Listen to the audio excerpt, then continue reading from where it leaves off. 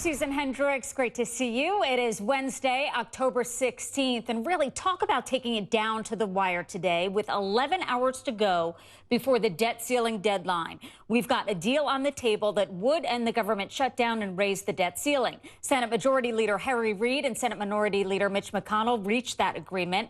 It was announced on the Senate floor less than 1 hour ago. And while they witnessed a great deal of political discord, today they will also see Congress reach a historic bipartisan agreement to reopen the government and avert a default on the nation's bills. The compromise we reached will provide our economy with the stability it desperately needs. It's never easy for two sides to reach consensus. It's really hard, sometimes harder than others. This time was really hard. But after weeks spent facing off across a partisan divide that often seemed too wide to cross, our country came to the brink of a disaster. But in the end, political adversaries set aside their differences and disagreements to prevent that disaster. Well, the man many would say started all of this, Texas Republican Senator Ted Cruz, says he won't block the Senate vote, but he doesn't sound happy with the compromise. I want to commend the House of Representatives. The House of Representatives has taken a bold stance listening to the American people, but unfortunately, the United States Senate has refused to do likewise. The United States Senate has stayed with the traditional approach of the Washington establishment of maintaining the status quo and doing nothing to respond to the suffering that Obamacare is causing millions of Americans. Now, if the House also agrees to this Senate deal, it would fund the government through January 15th and extend the debt limit until February 7th. Wall Street, though, breathing a sigh of relief when the word came down about the Senate deal, and you saw it. The Dow jumped 200 points. So now what happens? Well, Jason Johnson, political columnist and HLN contributor, joins me now. Jason, always good to see you.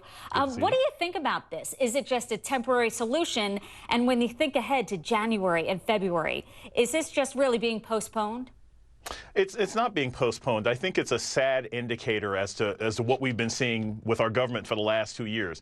The idea that we're praising one senator for deciding he's not going to disrupt the entire economy of the world is where we are. We're just happy when things work normally. We're not even thinking in terms of what would work best. So while I think this deal is a successful move and an indicator that decisions can be made that benefit the country, we never should have been here to begin with. And I think that's something that a lot of members of Congress should be looking at themselves in the mirror and saying, what can I do to keep this from happening again? This is not the way our government should work. Yeah, great point. I also want to talk to you about the long-term damage. Meanwhile, I want to get the president's reaction from Jay Carney. Let's listen, then we'll talk about it. The president believes that the bipartisan agreement announced by the leaders of the United States Senate will reopen the government and remove the threat of economic brinksmanship that has already harmed middle-class families, American businesses, and our country's economic standing in the world.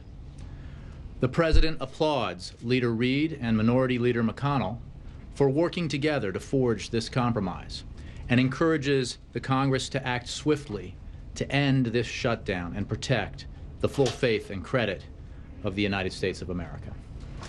Yeah, Jason, really, in general, people are furious about this, wondering why this agreement couldn't have been reached sooner. And Mitch McConnell, earlier, he gave a jab, if you will, about Obamacare, got one last jab in. But let's talk about the long-term damage in terms of both Republicans and Democrats and really the government as a whole. Well, the long-term damage nationally is huge. My friends in Germany, my friends in England, people who are writing me are saying, what is wrong with your country? Other nations are concerned now about buying U.S. bonds, and we need people to buy U.S. bonds because they see that we have a government that is run by a small minority in the House that disrupts everything for everybody else. And if the United States doesn't look like a stable place to invest, that hurts all of us economically. So the long-term damage to this country is very key. Politically, it seems to have hurt Republicans a bit more than it's hurt Democrats, but ultimately it harms this country. We can't keep operating like this. And the only bright sign that we saw is Wall Street. We saw the Dow kind of skyrocket when a deal was tentatively agreed upon. What do you think the long-term, I guess, positive is in this, if there is any? Well, the long-term positive is this, and again, whether you like Barack Obama or not, what he and the Senate stood for today was a functioning government. What the president said basically is, you know, imagine a married couple where every time there's an argument, it's like, well, all right, I'm going to take the kids and leave the house.